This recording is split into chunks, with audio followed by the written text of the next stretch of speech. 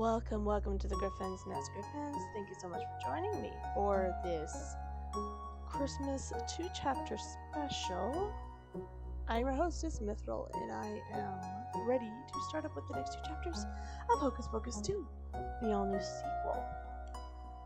Let's begin.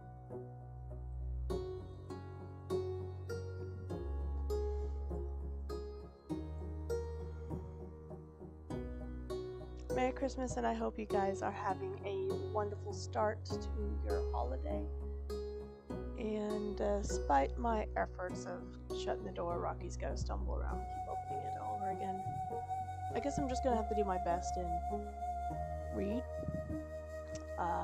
carefully and not too loud. And nah, forget that. Oh, well, we go shut the door again. I'll be right back. 2 seconds, guys. Sorry.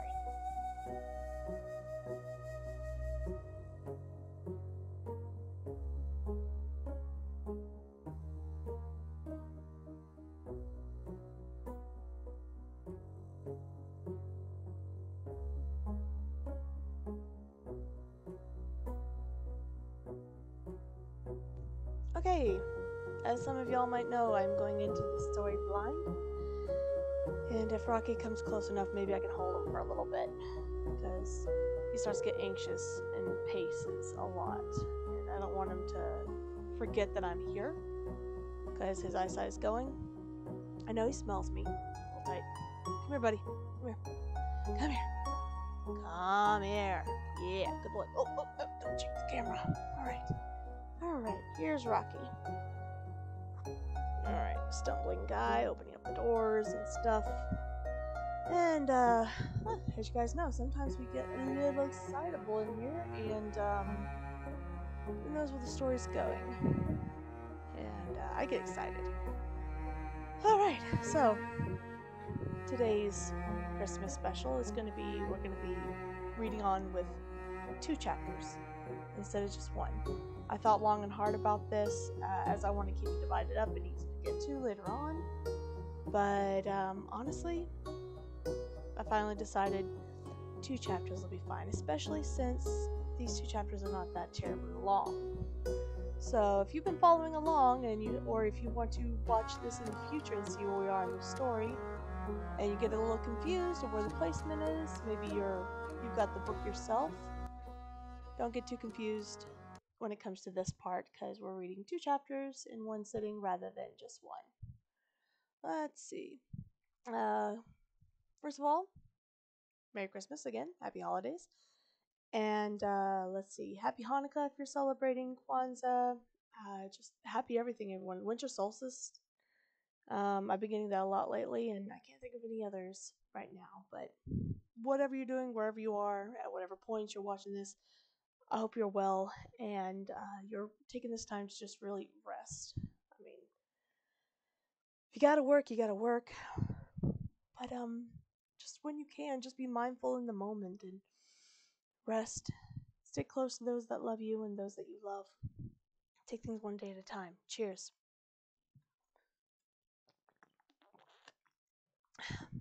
Yesterday we left off our heroes in the chapter...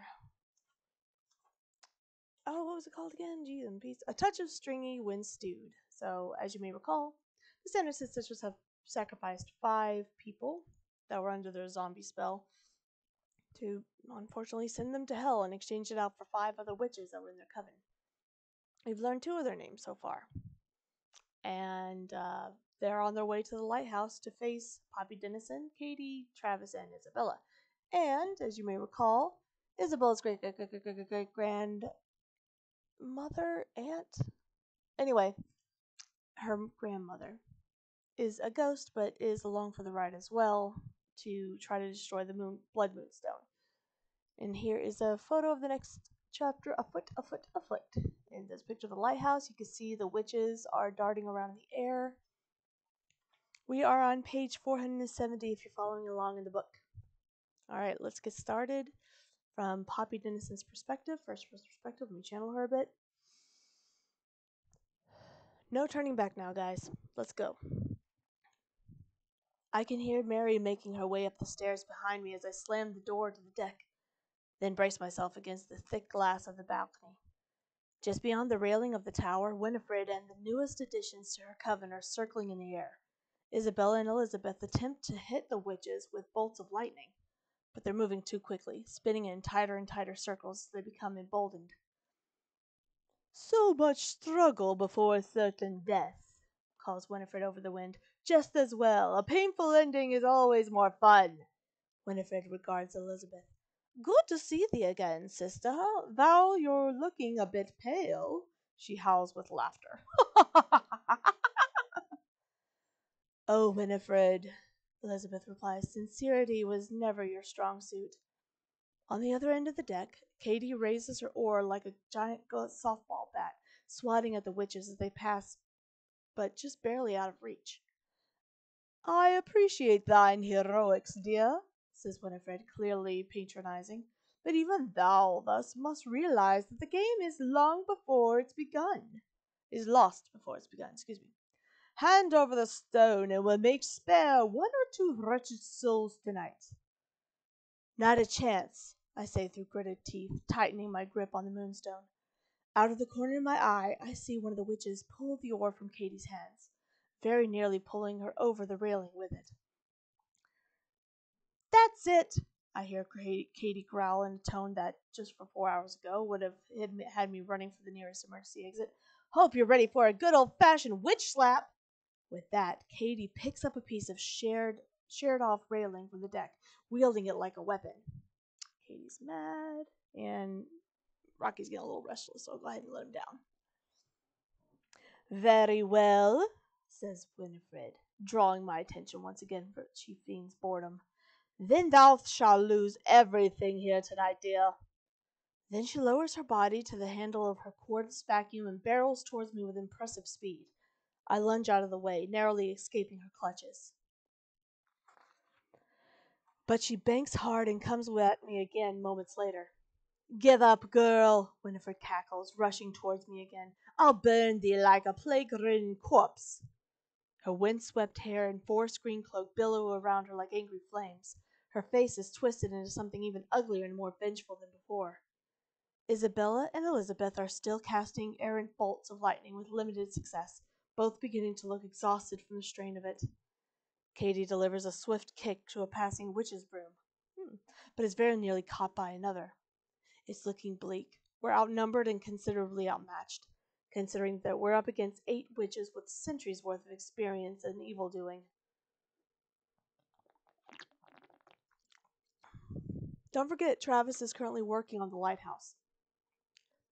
Then the light flickers faintly at our backs. Oh, there you go. Katie, Isabella, Elizabeth, and I turn to look at it in unison. It's not much, just a few sputtered flashings of light. But here, with witches circling and everyone I care about staring down the barrel of eternal damnation, it looks an awful lot like hope. "Isabella!" I shout over the commotion of the witches cackling and the wind kicking up in the wake of their aerobatics. "Can you use your powers to kick it into high gear?" I'm no expert electrician, but I'm hoping that the shock of the lighthouse's old system might be enough to kickstart the light, and with any luck, give us some next-level juice. Isabella nods, and then she and Elizabeth turn their attention to the light, communicating silently before they lift their arms and send 2 bolts of lightning into the base of it. Before I can find out if it did anything, I gasp at the sight of Winifred charging me again. This time, though, there's nowhere for me to go. I back up against the railing, trying to put as much distance between me and her as I can without falling. Winifred sees that I'm cornered, though, and a wicked smile spreads across her face as she picks up speed. She doesn't bake or waver, and I know well before she raises her hand and sends a wave of energy straight towards me that this isn't going to go the way I planned. It hits me square in the chest with enough force to push all the breath from my lungs. Behind me, the centuries-old railing of the lighthouse balcony groans, its rusty metal no match for an especially windy day, let alone a burst of supernatural energy. With an ominous crack, the railing gives way. There's a funny thing that happens when things take a turn, and suddenly the worst gets worse. Everything turns to pure instinct and a sense of self-preservation so strong that it overrides every thought and impulse that's not immediate survival. It's instinct that has my hand reaching out, even as I fall, and the only thing that I can really think to do is panic, and stubbornly, narrowly, triumphantly, I grab hold of the element-battered metal of the deck, and Blood Moonstone still clenched in my other fist. It's not exactly a decisive victory. I'm holding on by the tips of my fingers as the witches continue to dive, soar, and swirl. I know it's only a temporary stop on the way to certain death, which is a pretty permanent problem. Poppy! I hear Isabella shout moments before I see her face above me. She reaches out towards me. Give me your hand! She puts one hand over mine on the deck, as if trying to keep me from slipping. Behind her, the light flickers.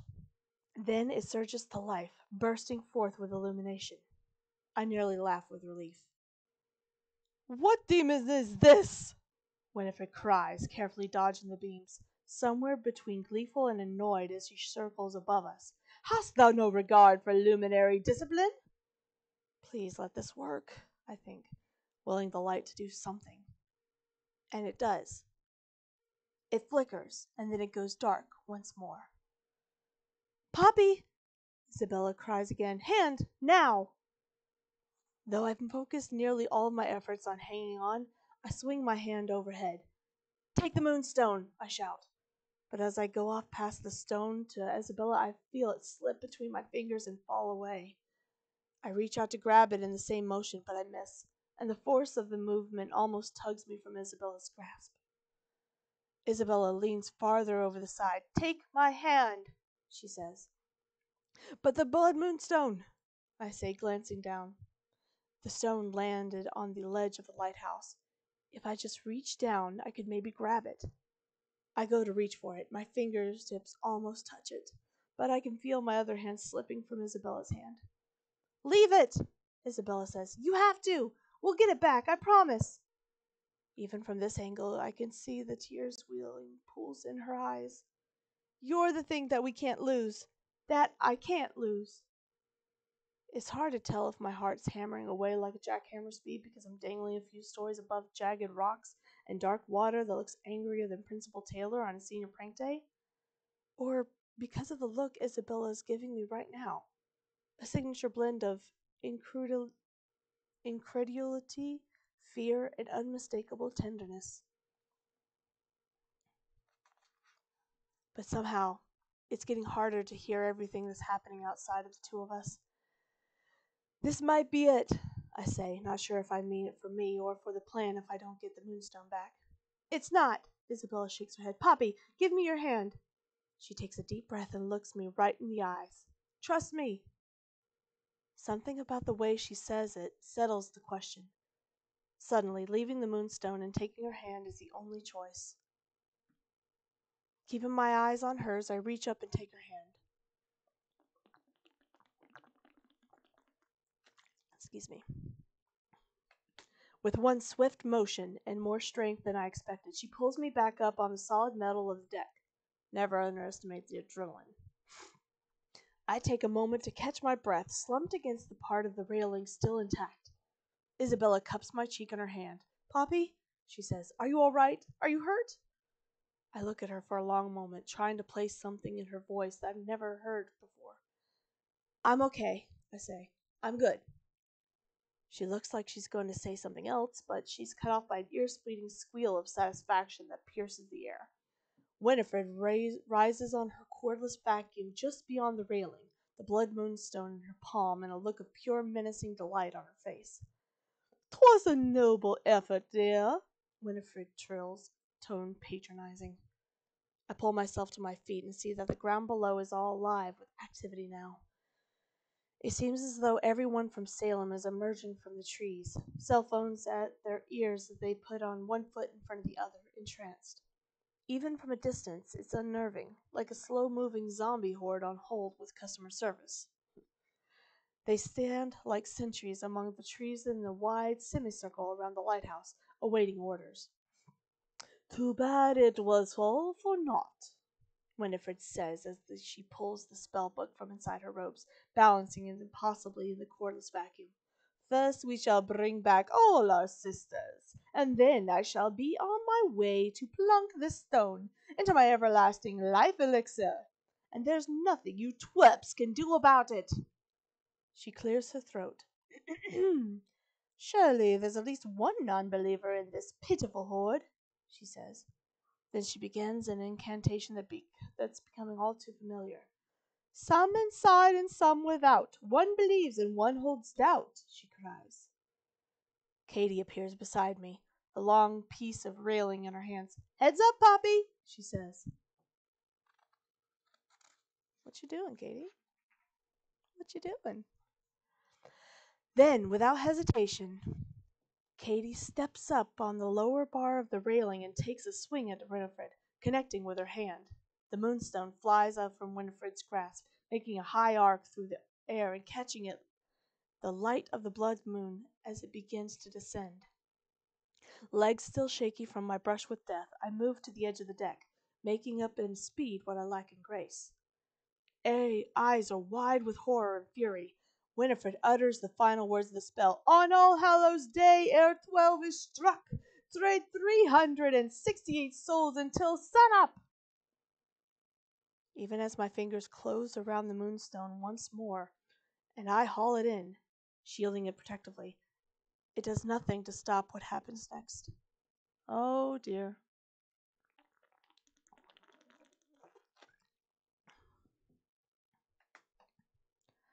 Below, green flickers of light appear in the trees surrounding the lighthouse. One by one, the cell phone zombies are replaced, snuffed out, as beings from beyond the veil claw their way out into our world and allow each glowing tear to close behind them.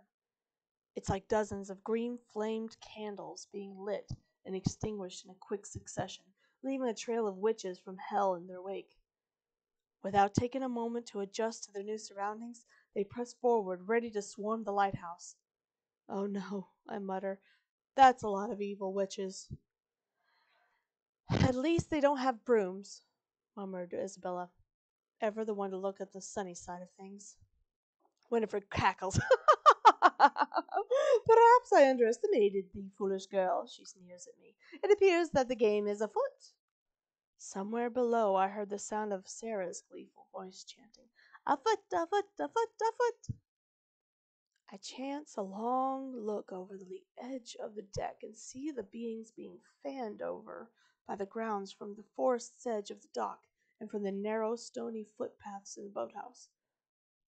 The boathouse. Travis! He's still down there. They'll be after him immediately. I feel an icy dread creep over me at the thought. Then, as if on cue, he bursts through the door and out onto the lighthouse deck. "Big problem," he pants. "Huge problem. We've got—" "Zombies?" Katie fills in. "Yeah, we caught that." She rolls her shoulders and wields the pieces of the railing turned witch's worst nightmare, looking ready to take out anyone foolish enough to get in her way. "We need to destroy the blood moonstone," says Elizabeth. "It's the only way. There are too many of them, and they'll be up here any minute."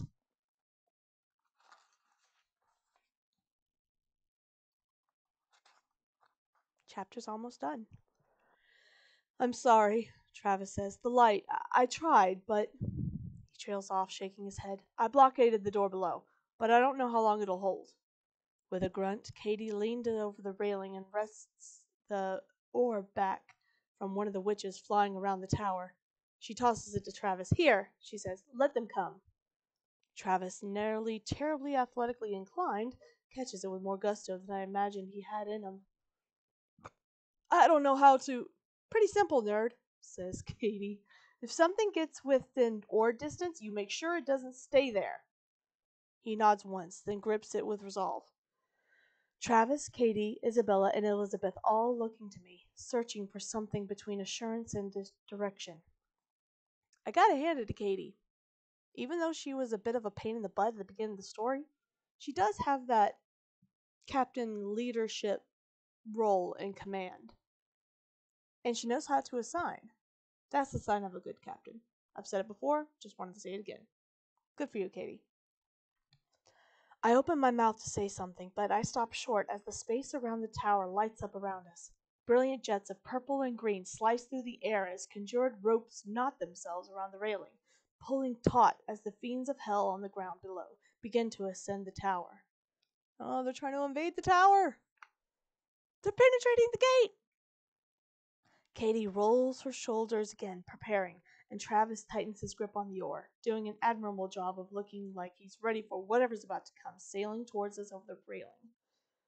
Isabella raises her hands in preparation to conjure her magic, blinking away exhaustion. The timing isn't right.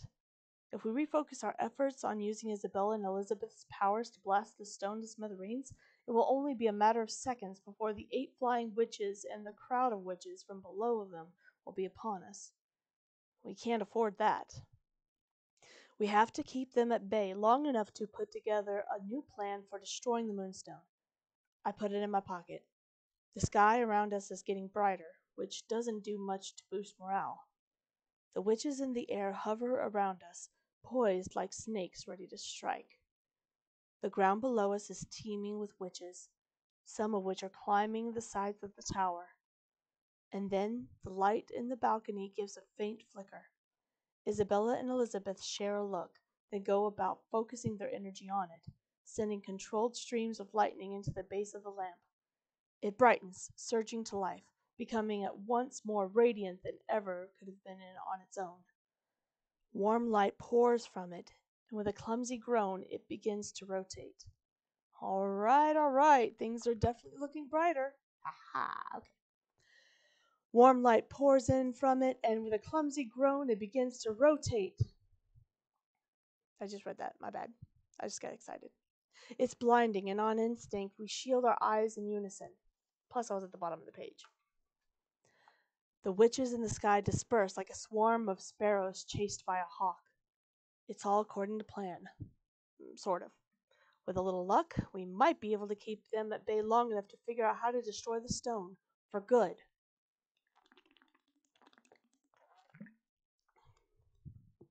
Keep going! I shout over the sound of aging metal grinding through decades worth of rust and briny wear.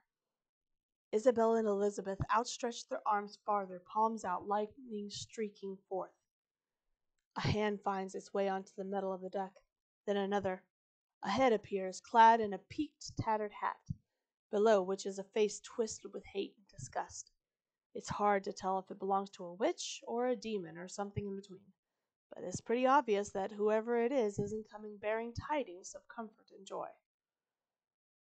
Katie's there in a flash, swinging her makeshift staff expertly. She connects it with an arm. With a flurry and a shriek, followed by a thud, the path is clear once more. Well, that's one creature down. Literally. It doesn't last, though. More witches make their appearance, some tall, some short, some grisly, and some disarmingly inhuman. As soon as they reach the level of the deck, though, they're stopped by the light. Whether blinded or burned, they hesitate. And Katie and Travis spring into action, batting them away like making sure nothing comes near Elizabeth or Isabella. It's working, I realize, at least for now. We have the upper hand, and something Winifred wants. Don't you dare come in! Katie's comment is cut short, though, and she vanishes. Where she stood only milliseconds before, there's now a green glow at the edges of another invisible tear. A moment later, there are hands, then a cloak and a face, and hair that rivals even Winifred's in disregard for the laws of physics. Katie's gone, y'all. Oh no. The witch stands in Katie's place, blinking rapidly as she takes in the scene around her. My friends and I watch, stunned. We take in her short black hair, threaded with hints of blue, which curls in waves and hugs her pale face. Her perplexed expression features puckered red lips and twinkling, watchful hazel eyes. She wears a fur-trimmed gold brocade cloak atop what I can only imagine must have been a very fine dress by 17th century standards. Black gloves, a feather-haired fastener, and more jewelry than I thought existed in 1693. The way she holds herself shows that she's a dignified witch of great power and status. Even after 300 years? Sheesh. Mother! Winifred cries triumphantly, hovering just beyond the railing on her cordless vacuum once more. I told thee I would bring thee back, and I have delivered. The witch, the Sanderson sisters' mother, raises a dramatically arched eyebrow. It appears as though you have, Winifred. She's reserved and regal, unlike her daughters, and resembles none of them. Her face is severe and shows only the signs of aging that were stubborn enough to stick around and suffer her. Standing straight and lifting her chin, she regards each of us with suspicion, hawkish stare. Excuse me, let me reread that. I apologize. Standing straight and lifting her chin, she regards us each with a suspicious, hawkish stare. No, she says. Where is my stone? And that is the end of Afoot. Oh my gosh.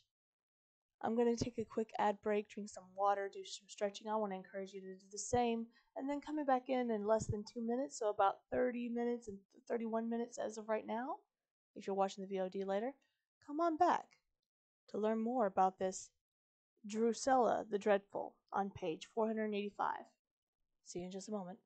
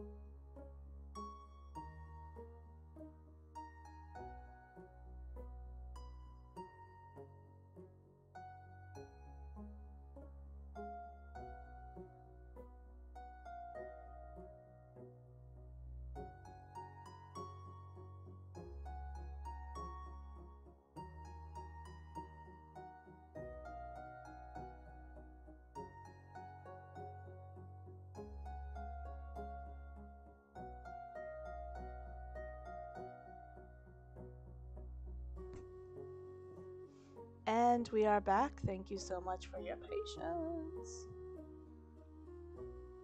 It's come on back into stream.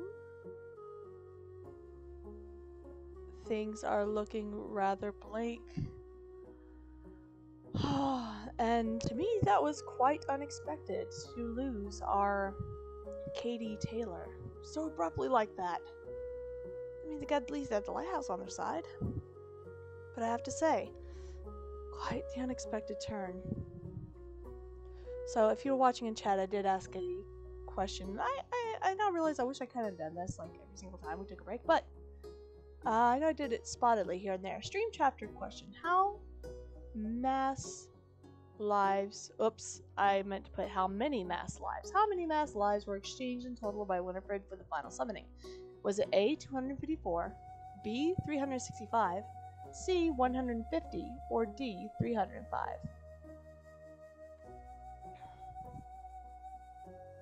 And I also went to go get me this nice little bow because I'm feeling festive.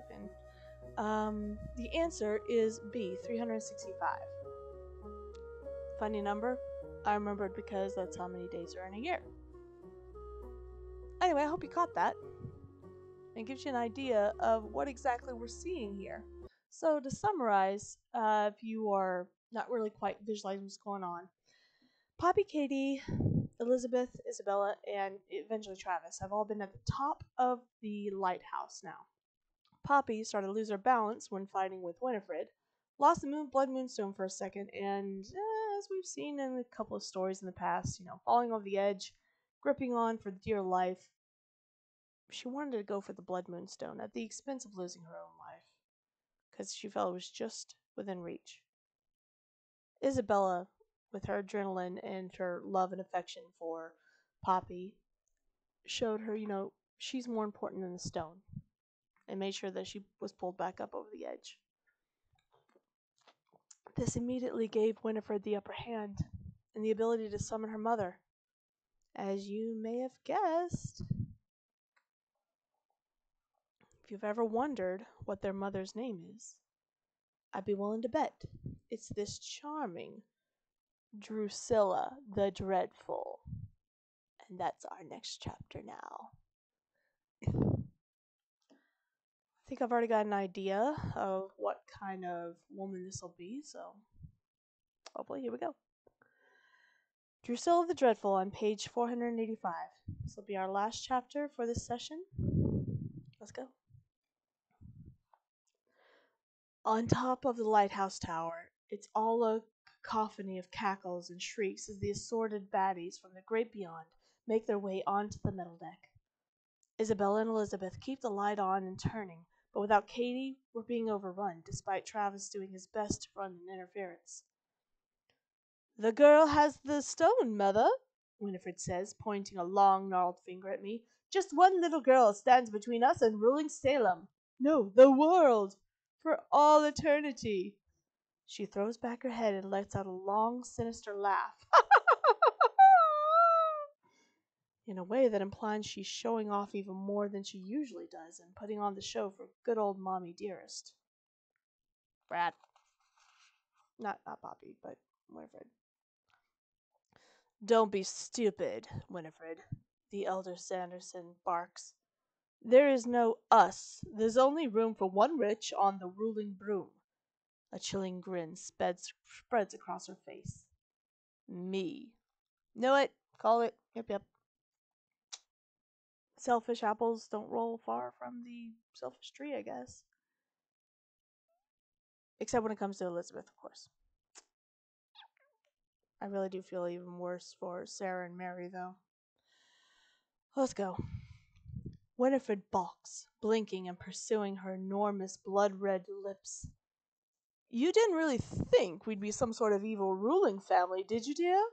Winifred's mother asks. "That's so old-fashioned. Who needs a line of succession when you're immortal?"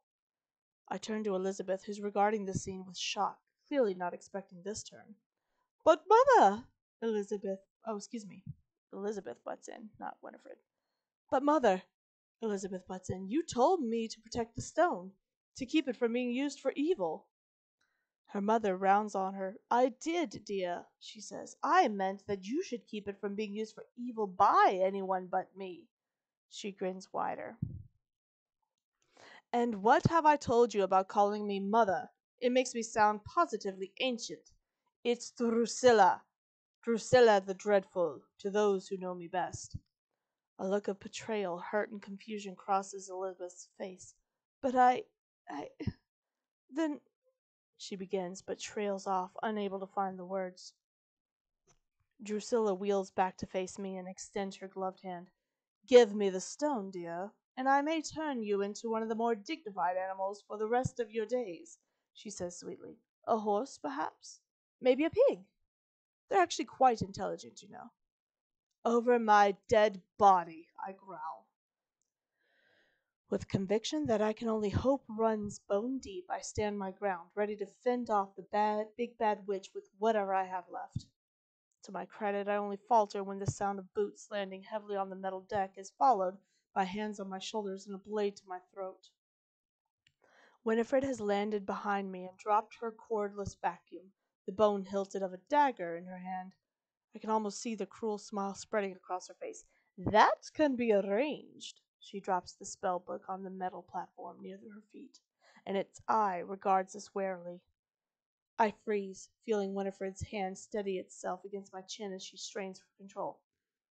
Winnie, Elizabeth says, please, can you tell me, truly, that the balance of these forces is in your favor?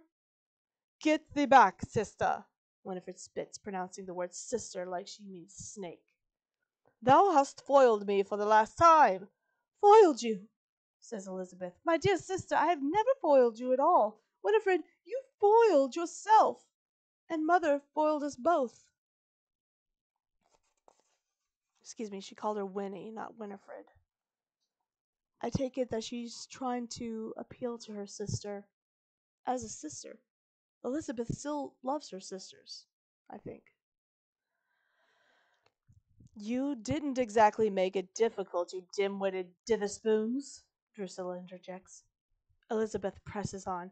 The village would have let you live if you had not taken one of the children to make yourself young again. What is the value of youth, Winnie? You were meant for greater things than being young.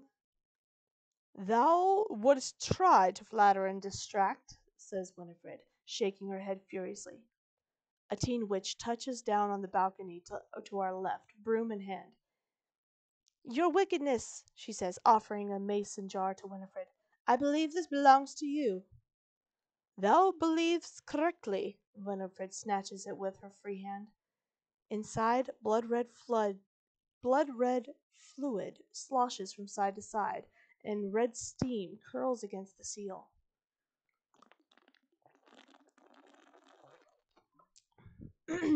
As usual, I'm more thirsty than I might appear. The teen witch nods and takes it to the sky. Travis catches my eye, or still aloft at the ready. It's the potion, he mouths. It's not enough to complete the spell, Elizabeth tells her. Oh, excuse me, says Elizabeth. Obviously, I've not read ahead on this story, or this chapter, like I've been trying to do for, chapters. But anyway, bear with me. It's not enough to complete the spell, Elizabeth tells her sister. One drop is all it takes for the spell to be complete, retorts Winifred. And it's only missing one final ingredient. I feel the blade barely touching my bare neck, and I wince as its sharp edge bites my skin. You don't have to do this, Winifred, says Elizabeth. I realize she really does mean the last plea to her sister, even if her family never really treated her like family. You can use your powers for good, Winnie. You can use them to help yourself and others. This world has mocked me for the last time, says Winifred. All my life I've been ratty-haired Winnie, wild-eyed Winnie, long-toothed Winnie. When I'm done with this night, witches will rule Salem and all the world. This is why it's important not to taunt people. They remember these things. You and I can remember them decades later. She's remembered them for centuries. And apparently they've haunted her. When I'm done with this night, witches will rule Salem and all the world. Quiet, girl, says Drusilla, bored. Stop this ridiculous power tripping. Get the stone for me and get on with it. Winifred digs the knife deeper against my neck and whispers, Drop it. Isabella and I lock eyes. She looks torn, as if she's debating whether she should strike Winifred with her lightning. I shake my head once, just barely. It's too close. Travis rounds the curve of the balcony, oar in hand. Winifred pauses, looking up. Not so fast, warty wonder. He steps in front of me and swings the oar in a fluid motion at Winifred. But just before it connects with her, Drusilla sends a blue bolt of energy from the tip of her fingers, stopping the oar, then fires a bolt directly at his chest. Travis recoils, stunned, but quickly shakes it off. He furrows his brow and redoubles his efforts, parrying her attacks and advancing on her without an ounce of trepidation. Winnie, mother, please, says Elizabeth as Travis and Drusilla draw nearer to the place where her bucket of the dirt sits. Oh, give it a rest, you prattling, skelpy limmer. These names that they call each other, jeez. Drusilla chides and then sends a bolt directly for the bucket. For a moment, it teeters. Time seems to slow as I watch Isabella's eyes widen, her arm outstretched, reaching forward to stabilize the bucket. A grim grin of victory flashes on Drusilla's face, and before Travis can even think about reacting, one of Drusilla's bolts hits him in the leg and he crumples. Several feet away, Isabella's too late, too far away to stop what's already been set into motion. Elizabeth's ghostly eyes flash with fear, and the bucket tips, the dirt within spilling onto the deck and quickly scattered on the wind. Elizabeth flickers and disappears.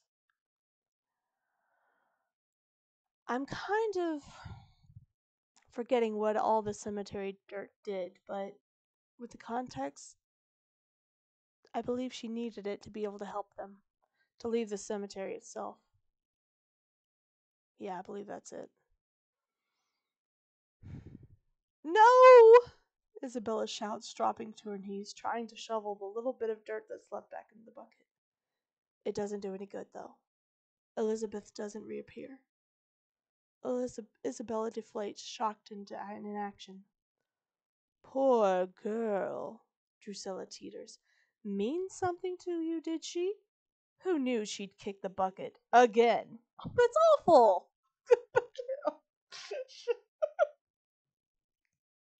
I'm so torn.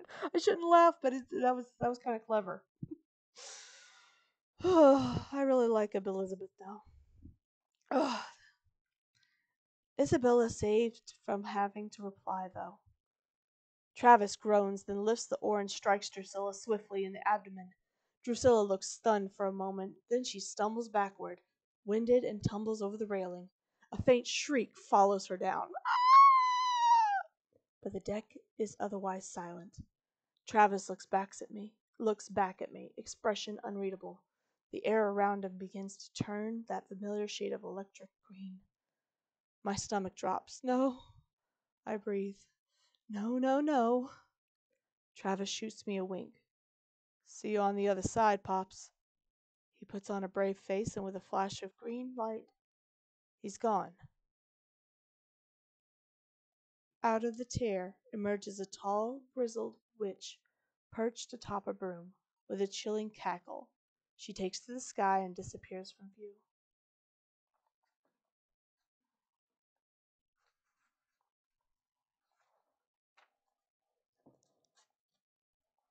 Oh my gosh! Katie, Elizabeth, and Travis are gone. They're in hell, for those of you just tuning in.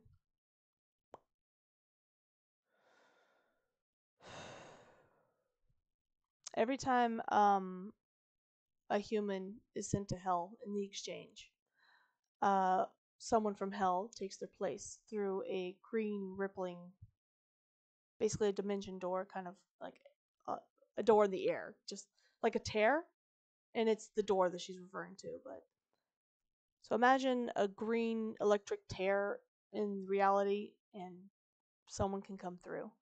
In this case, it was another witch. Replace Travis. We are very close to the end, and oh my gosh, is it looking so grim. We have finished through page 491. We'll be picking up soon. Moonstone's Last Light on page 492. And, guys, we're almost done with the story. We only have this much left. Anyway, kind of looking ahead, I'm kind of tempted to, yeah, I think what I'm going to do is, the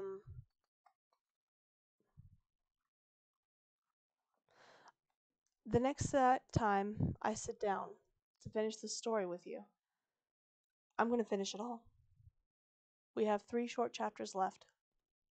I hope you've been enjoying this reading, and if you're listening to this or you see the VOD later, you can look back at the history and pick up on the story.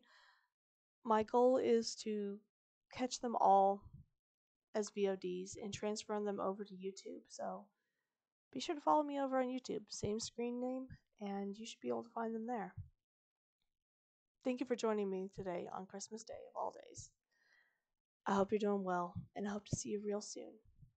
Join me next time here on the Griffin's Nest to finish Hocus Pocus 2. And let's see what happens to everyone.